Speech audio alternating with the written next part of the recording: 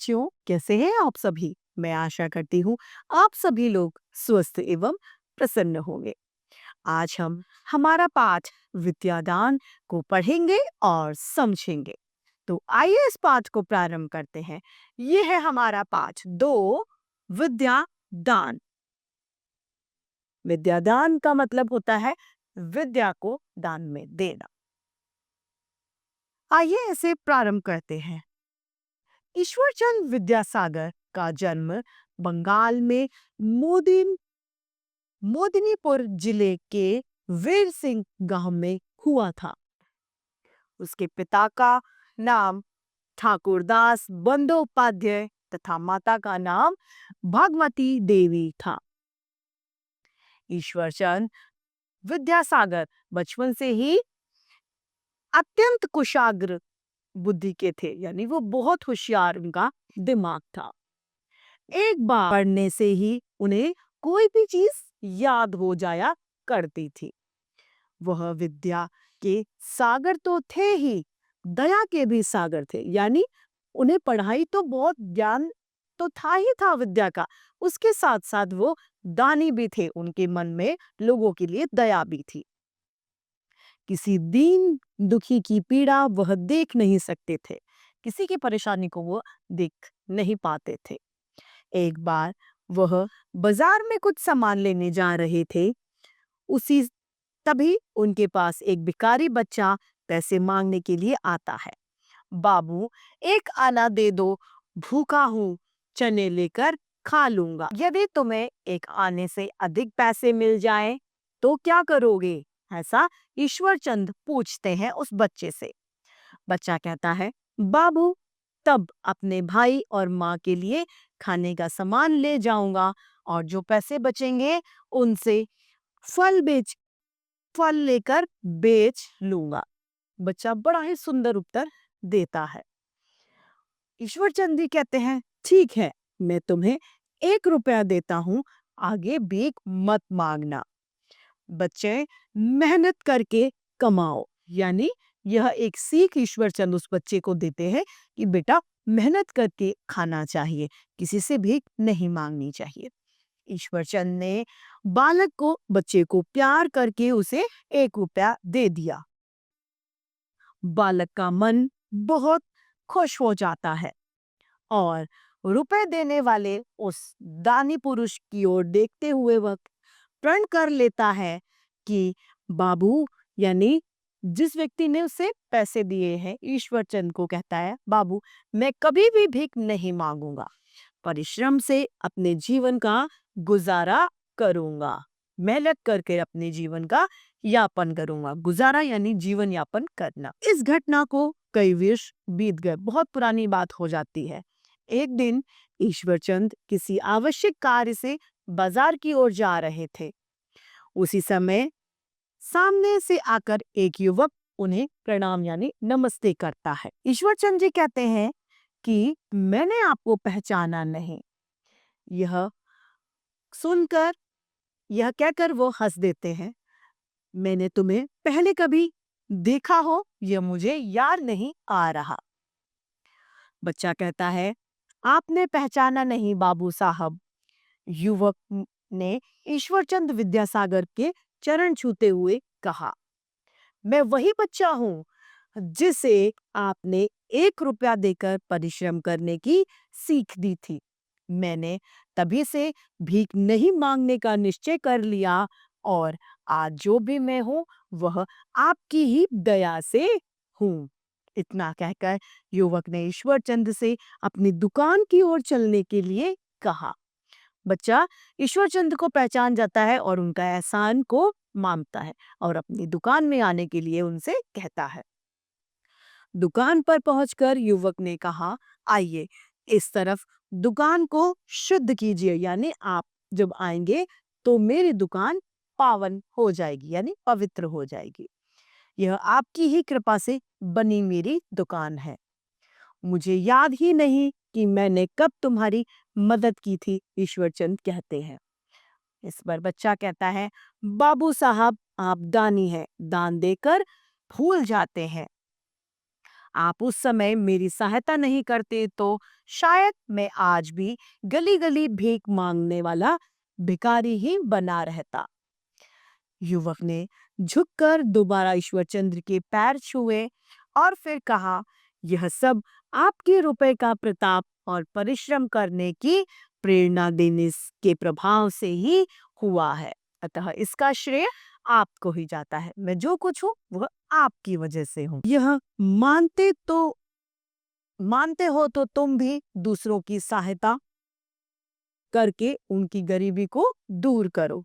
ईश्वरचंद्र ने युवक के सिर पर हाथ फेरा, यानी उन्हें आशीर्वाद दिया और उन्हें आगे कहा, परिश्रम सफलता की कुंजी है, यह याद रखना। यानी सफलता जो है वह परिश्रम नाम की चाबी से ही खुलती है।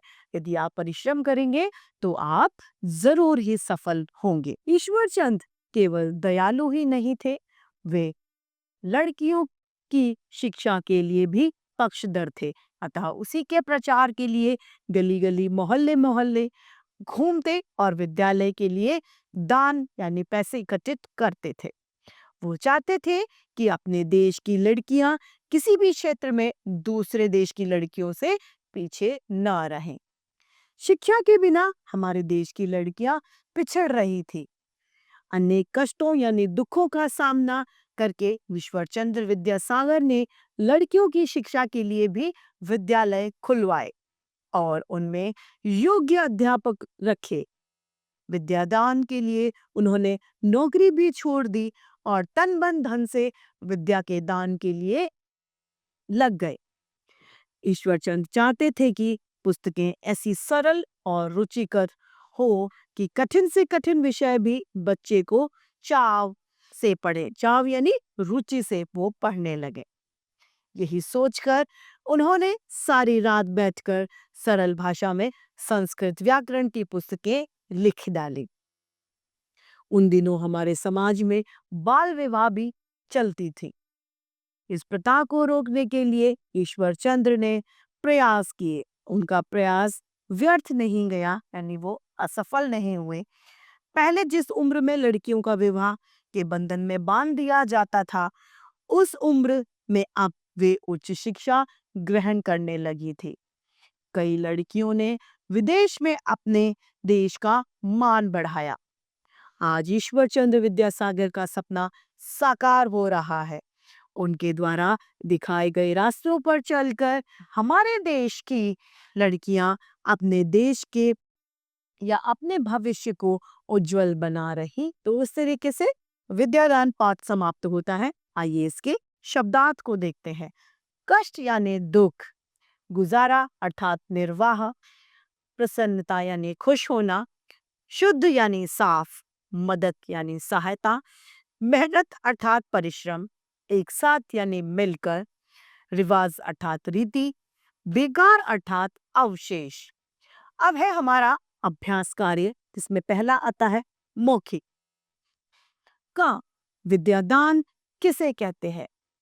विद्या के लिए प्रेरित करना या विद्या पढ़ाई के लिए कुछ कार्य करना विद्यादान कहलाता है।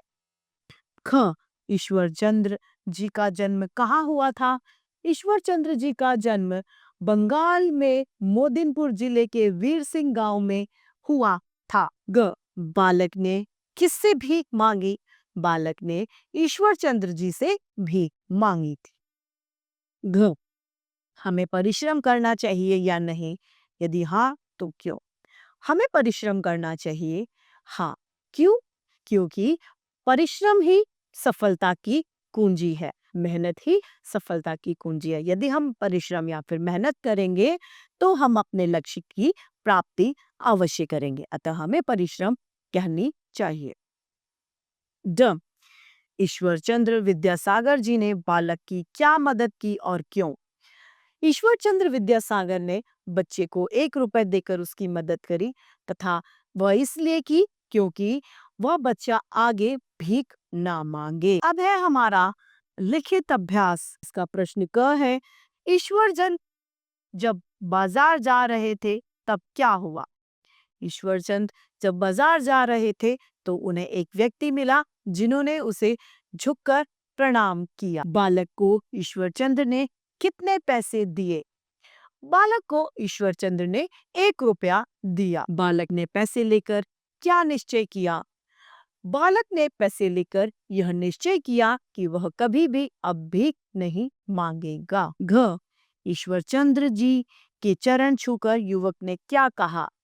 ईश्वरचंद्र जी के चरण छूकर बालक ने यह कहा कि आप दानी हैं, दान देकर भूल जाते हैं। मैं आज जो भी हूँ वह आपकी वजह से हूँ। ड ईश्वरचंद्र विद्यासागर ने युवक को क्या करने के लिए कहा? ईश्वरचंद्र विद्यासागर ने ईश्वर को अपने से गरीब या मजबूर व्यक्तियों की मदद करने के लिए कहा। अब है हमारा प्रश्न दूसरा, किसने किससे कहा? यदि तुम्हें 1 आने से अधिक पैसे मिल जाए तो यह ईश्वरचंद्र ने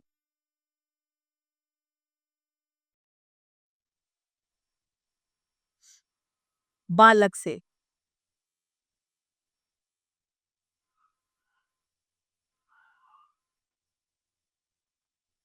ख बाबू मैं कभी भीख नहीं मांगूंगा, यह बालक ने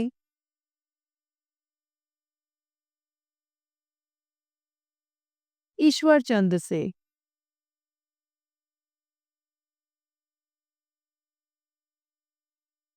ग आइए इस दुकान को पवित्र कीजिए, यह बालक ने ईश्वरचंद्र को कहा।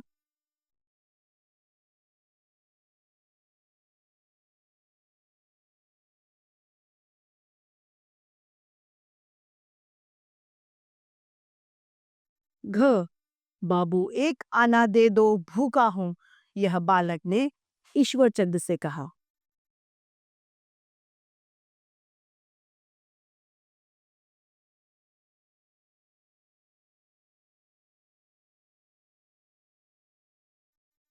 अब है हमारा बहुविकल्पीय प्रश्न, जिसमें सही विकल्प पर हमें सही का चिन्ह लगाना है। पहला, ईश्वरचंद्र एक दिन कहाँ जा रहे थे? बाजार से कुछ सामान लेने, अपने घर, मंदिर या इनमें से कोई नहीं। क बाजार से सामान लेने। दूसरा, ईश्वरचंद्र ने लड़के को कितने रुपए दिए? 10, 5, 1 या इनमें से कुछ नहीं। 1। तीसरा, बालक ने क्या प्रण लिया? कभी स्कूल न जाने का, कभी परिश्रम न करने का, कभी भीख न मांगने का या इनमें से कोई नहीं, कभी भीख न मांगने का। चौथा, बालक ईश्वरचंद्र को कहाँ ले गया? अपने घर पर, अपनी दुकान पर, अपने स्कूल पर या इनमें से कोई नहीं, अपनी दुकान पर। प्रश्न 5वां, रिक्त स्थान सफलता की कुंजी है। परिश्रम, सहायता, दान या इनमें से कोई नहीं, परिश्रम ही सफलता की कुंजी है। छठा प्रश्न, ईश्वरचंद्र विद्यासागर का जन्म हुआ बंगाल में, पंजाब में, उत्तर प्रदेश में या इनमें से कोई नहीं, बंगाल में। तो इस तरीके से हमारा ये पाठ विद्यादान समाप्त होता है। मैं आशा करती हूँ आप सभी लोगों को यह पाठ भली भांति रूप से समझ में आया होगा। आज के लिए इतना ही, फिर मिलते हैं। धन्यवाद।